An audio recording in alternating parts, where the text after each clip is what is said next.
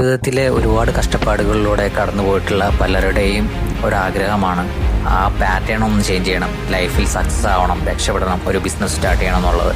അതുപോലെ തന്നെ എൻ്റെയും ഒരാഗ്രഹമാണ് എനിക്കൊരു ബിസിനസ് ചെയ്യണം, എൻ്റെ ഫാമിലീനെ രക്ഷപ്പെടുത്തണം എന്നുള്ളത്.